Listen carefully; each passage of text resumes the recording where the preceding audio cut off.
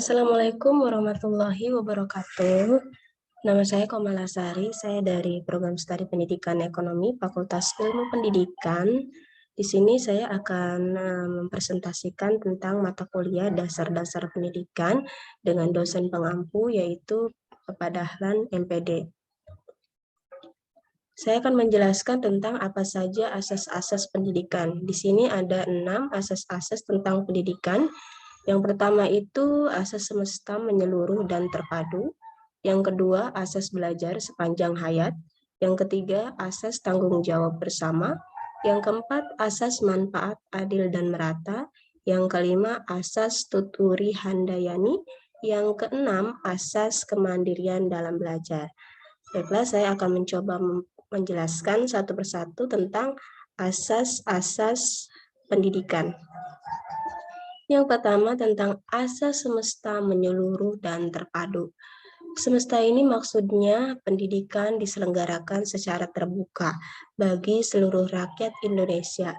Menyeluruh ini maksudnya pendidikan harus mencangkup semua jenis dan jenjang pendidikan. Terpadu artinya pendidikan tidak dapat dipisahkan dari keseluruhan pembangunan bangsa. Asas semesta menyeluruh dan terpadu yang berarti bahwa pendidikan nasional terbuka bagi setiap manusia Indonesia mencakup semua jenis dan jenjang pendidikan dan merupakan satu kesatuan usaha sadar yang tidak dapat dipisahkan dari keseluruhan usaha pembangunan bangsa. Jadi asas semesta menyeluruh dan terpadu ini semua kalangan atau semua bangsa Indonesia ini berhak mendapatkan pendidikan. Yang kedua, asas belajar sepanjang hayat. Asas belajar sepanjang hayat ini, istilah belajar sepanjang hayat ini ada kaitannya dengan istilah pendidikan seumur hidup.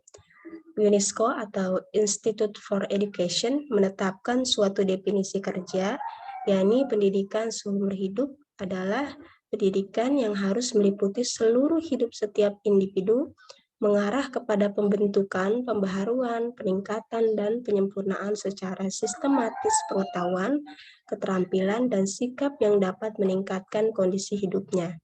Yang ketiga, tujuan akhirnya adalah mengembangkan penyadaran diri atau self-fulfillment setiap individu. Yang keempat, meningkatkan kemampuan dan motivasi untuk belajar mandiri. Dan yang kelima, mengakui kontribusi dari semua pengaruh pendidikan yang mungkin terjadi termasuk yang formal, non-formal, dan informal. Inilah asas belajar sepanjang hayat menurut UNESCO ya. Ada 5 atau pendidikan seumur hidup. Selanjutnya, yang ketiga, ada asas tanggung jawab bersama. Nah, asas tanggung jawab bersama ini, kegiatan dalam proses pendidikan ini haruslah selalu didasarkan pada asas tanggung jawab. Karena kegiatan apapun yang dilakukan dalam pendidikan selalu diarahkan untuk mencapai tujuan, yakni membimbing, mendidik para siswa agar dapat tumbuh dan berkembang secara optimal sesuai dengan kemampuan dan potensi yang dimiliki. Jadi ketika kita menjadi seorang pengajar ini harus mempunyai sifat rasa tanggung jawab yang tinggi. Lanjutannya yaitu aktualisasi dari pengembangan dan penerapan asas tanggung jawab dalam proses pelaksanaan kegiatan pendidikan. Ini akan tercermin pemilihan dan penetapan materi, metode, strategi pelaksanaan, hubungan antara guru dengan siswa, sampai pada evaluasi harus berfokus pada pencapaian tujuan pendidikan dan pembelajaran. Selanjutnya, yang keempat, ada asas manfaat adil dan merata. Pendidikan yang diselenggarakan ini harus berguna bagi peningkatan hidup manusia dan masyarakat. Sementara itu, asas adil dan merata ini maksudnya adalah bahwa penyelenggaraan pendidikan ini harus dapat dinikmati oleh seluruh lapisan masyarakat sesuai dengan kemampuan dan kebutuhannya. Selanjutnya, yang kelima, yaitu asas tuturi handayani. Di dalamnya ada ingarso sung tulodo, ing maju mangun kaso, termasuk tuturi handayani. Ingarso sung tulodo ini ajaran kepemimpinan Ki Hajar Dewantara yang artinya ingarso itu di depan atau di muka. Sun itu berasal dari kata ingsun yang artinya saya. Tulodo itu berarti tauladan. Jadi Makna Ingarso Sungtulodo ini adalah menjadi seorang pemimpin ini harus mampu memberikan suri tauladan bagi orang-orang di sekitarnya, sehingga yang harus dipegang teguh oleh seseorang adalah kata suri tauladan. Dan jika kita menjadi seorang pendidik ini harus bisa mencontohkan hal-hal yang baik yang menjadi suri tauladan anak-anak atau peserta didik. Selanjutnya,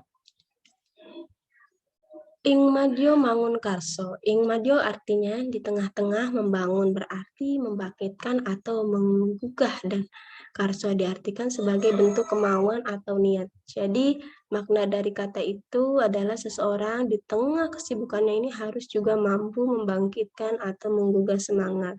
Karena itu seseorang juga harus mampu memberikan inovasi di lingkungannya dengan menciptakan suasana yang lebih kondusif untuk keamanan dan kenyamanan.